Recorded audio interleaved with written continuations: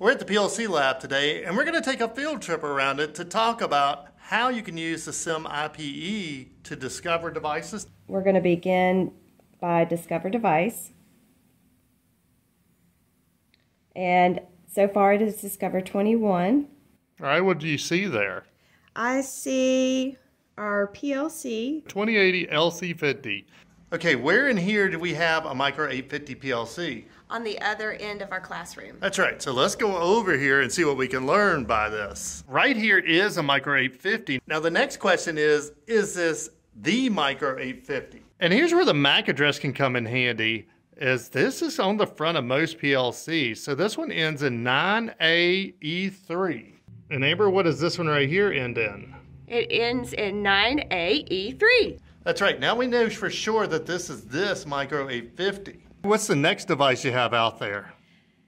The next one I have is the same. Okay, what's next?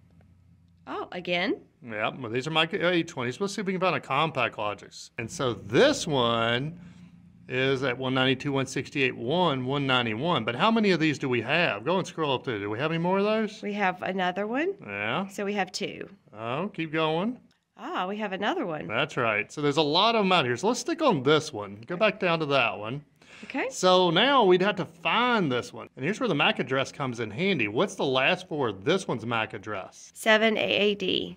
All right, where in this room do we have Compact Logics PLCs? On our trainers. On our trainers, yeah. We have some other ones too, but okay. Is this one it? No, that is not ours. That is D9A2. That also is not ours. That is B61A. How about this one? Oh, I think we've got the winner. That is our 7AAD. So here's a quick way you can find devices out on the network. Click here to buy your PLC tool SIM IPE. Why should they buy it? Because I made it. That's right. It can read and assign IP addresses over DHCP to most devices. And if it's Ethernet IP or Profibus, then it can actually change a static IP.